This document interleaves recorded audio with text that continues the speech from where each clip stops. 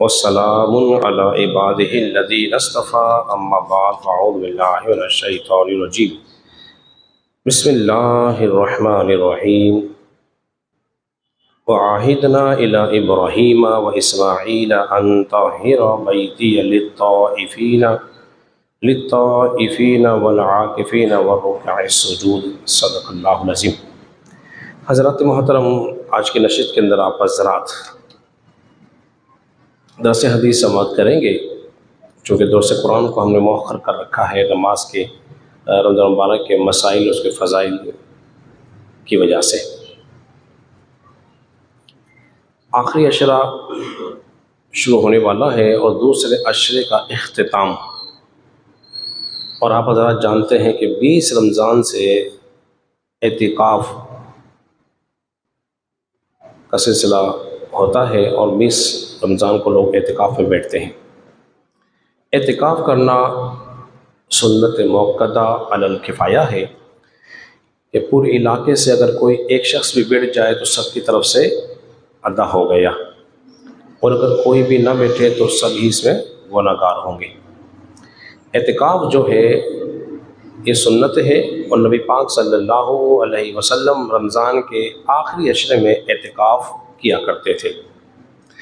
اللہ نے ارشاد فرمایا وَعَهِدْنَا إِلَىٰ إِبْرَاهِيمَ وَإِسْمَاعِيلَ أَن طَهِّرَ بَيْتِيَ لِلطَّائِفِينَ وَالْعَاكِفِينَ وَالرُّكَّعِ السُّجُودِ، اور ہم نے تاکید کی ہے ابراہیم کو، اسماعیل کو، کہ وہ ہمارے گھر کو خوب پاک و صاف ستھرا رکھے، اعتکاف کرنے والوں کے لیے، رکوع کرنے والوں کے لیے اور سجود کرنے والوں کے لیے۔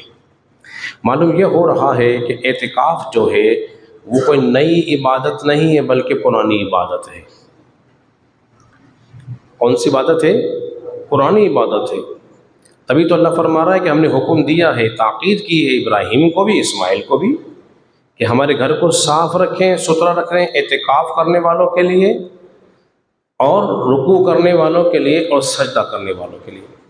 دوسری بات یہ بھی معلوم ہو گئی کہ پچھلی جو عبادتیں ہوئی ہیں یا ہوتی رہی ہیں ان میں رکوع بھی تھا اور سجدے بھی تھے، تبھی اللہ تبارک و تعالیٰ نے ان کا تذکرہ فرمایا ہے۔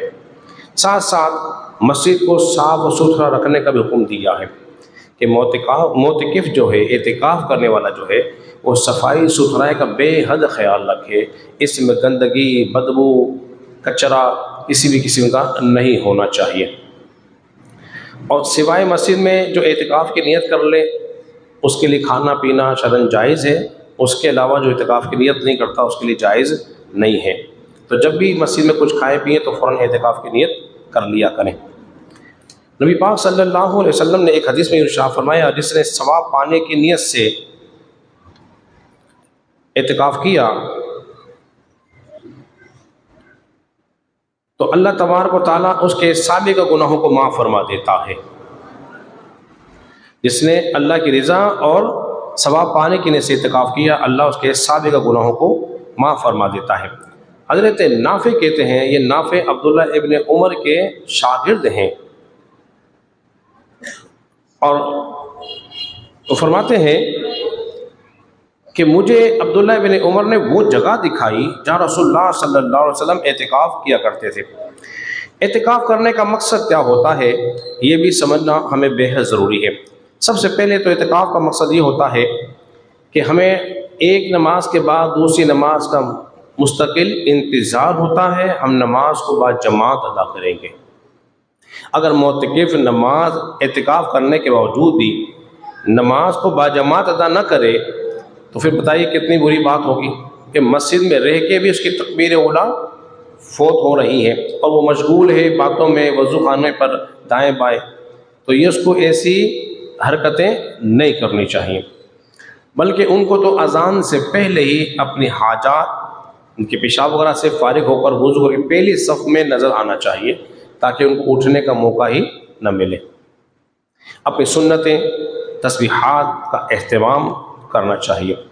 دوسرا یہ کہ اسی عشرے کے اندر شب قدر بھی ہوتی ہے، اسی عشرے میں شب قدر بھی ہوتی ہے، تو شب قدر کی تلاش بھی ہے، شب قدر کی تلاش بھی ہوتی ہے، تو نماز بھی با جماعت اور ساتھ ساتھ شب قدر کی تلاش بھی ہوتی ہے۔ حضرات محترم، اجر کیا ملتا ہے؟ اعتکاف کرنے والے کو کیا اجر ملتا ہے؟ حدیث میں آتا ہے نبی پاک صلی اللہ علیہ وسلم نے ارشاد فرمایا، اعتکاف کرنے والا جب کوئی اعتکاف کرتا ہے تو اس کو 2 حج اور 2 عمروں کا ثواب عطا فرماتا ہے، 2 حج اور 2 عمرے کا ثواب ملتا ہے۔ بلکہ امام بہقی تو شعب الایمان میں ایک حدیث اور لے کر آئے جس کے راوی حضرت حسن بصری ہیں، ان سے منقول ہے، فرمایا معتکف کو ہر روز 1 حج کا ثواب ملتا ہے اگر وہ صحیح معنی میں اعتکاف کرے، خرافات نہ کرے اور باتوں پر سارا وقت ضائع نہ کرے اور گناہوں سے بچتا رہے، تو وہ پھر اس کے اس مقصد کو پالے گا جس مقصد کے لیے وہ بیٹھا ہے۔ اعتکاف کی 3 قسمیں ہیں، ایک سنت اعتکاف ہوتا ہے، ایک واجب ہوتا ہے اور ایک نفلی اعتکاف ہوتا ہے۔ نفلی اعتکاف تو وہ جو آپ اور میں مسجد میں داخل ہوئے، ہم نے اعتکاف کی نیت کر لی، نویت سنت الاعتکاف، میں نے اعتکاف کی نیت کی، یہ نفلی اعتکاف ہو گیا۔ ایک ہے سنت اعتکاف جو رمضان کے آخری عشرے میں ہوتا ہے، اس کو سنت اعتکاف کہتے ہیں۔ واجب کسے کہتے ہیں؟ جس نے منت مان لی، نظر مان لی، اے اللہ اگر تو نے میرا فلاں کام کر دیا تو پھر میں 23 رضا کی خاطر اتنے دن کیا اعتکاف کروں گا، تو پھر یہ اس پر واجب ہو گیا۔ اب سوال یہ پیدا ہوا کہ اگر کوئی اعتکاف توڑ دے، تو اس کی قضا کیا ہے؟ اس کی قضا صرف 1 دن کی قضا ہوگی، 10 دن کی قضا اس کی نہیں ہوگی۔ ایک سوال اور پوچھا تھا، وہ یہ تھا کہ اعتکاف میں بیٹھنے کے لیے کیا بلوغ شرط ہے؟ بالغ ہی بچہ بیٹھے، نابالغ نہیں بیٹھ سکتا؟ ہرگز ایسا نہیں ہے، نابالغ بچہ بھی اعتکاف میں بیٹھ سکتا ہے، مگر تمیز رکھنے والا ہو، مسجد کا احترام کرنا جانتا ہو، آداب کو بجا لاتا ہو تو بیٹھ سکتا ہے۔ مگر اللہ ماشاءاللہ آج کے جو بچے ہیں نا، وہ ہمارے یہاں تو ہم نے دیکھا ہے کہ وہ شرارتیں کرتے ہیں زیادہ، تو اس لیے ہم نے ان پہ لگائی پابندی کہ اب چھوٹا بچہ نہیں بیٹھے گا، ہم بڑوں کو بٹھائیں گے۔ یہ انتظامیہ کمیٹی نے باقاعدہ اس پر ایک کام کیا ہے اور داخلہ فارم بھی ان کے نکالنے ہیں اس مرتبہ، کہ جو فارم بھرے گا، جمع کرائے گا، اس کو ہم اعتکاف میں بیٹھنے دیں گے۔ حضرات محترم، اعتکاف کرنے والا ایسا ہی ہے کہ جیسے کوئی کسی بادشاہ کی چوکھٹ پہ جا کے بیٹھ جائے۔ جملہ نہیں سمجھے آپ؟ اعتکاف کرنے والا ایسا ہی ہے جیسے کوئی کسی بادشاہ کی چوکھٹ پہ جا کے بیٹھ جائے اور کہے جب تک تو مجھے دے گا نہیں میں اٹھوں گا نہیں، جب تک تو مجھے دے گا نہیں میں اٹھوں گا نہیں۔ اعتکاف کرنے والا بھی مسجد میں اللہ کے گھر میں بیٹھ گیا ہے، اے اللہ جب تک تو مجھے عطا نہیں فرمائے گا میں یہاں سے جاؤں گا ہی نہیں۔ تو اللہ کی رضا شامل ہو، اخلاص ہو، دکھاوا نہ ہو، اس میں سارے کام کریں۔ چند باتیں میں پہلے سے بتا دیتا ہوں، اس میں کیا کیا کرنا ہے۔ قرآن کی تلاوت کو سب سے پہلے نمبر پہ رکھنا ہے۔ قرآن کی تلاوت کو جتنے لوگ کہیں بھی جا کے بیٹھیں تو آپ کو علم ہونا چاہیے، تو قرآن کی تلاوت کو پہلے نمبر پر، کثرت سے قرآن کی تلاوت۔ نمازوں کی پابندی تو مسجد میں رہ کے کرنی پڑے گی، اس کے ساتھ ذکر اللہ کثرت سے، پھر اس کے ساتھ ساتھ نوافل اور قضاء عمری کا اہتمام کرے۔ جو نمازیں اس کے ذمہ ہیں اس کو چاہیے وہ قضاء عمری پڑھے، نوافل پہ زور نہ دے۔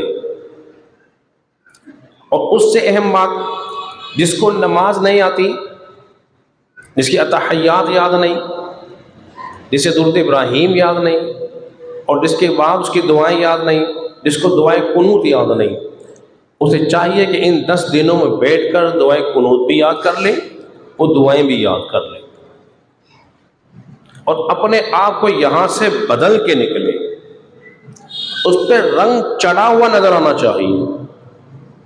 10 دن میں جب انسان رہتا ہے، مشقت میں عبادت کرتا ہے، ریاضت کرتا ہے، گناہوں سے بچتا ہے، تو پھر اس پہ کوئی نہ کوئی تو رنگ آنا چاہیے نا۔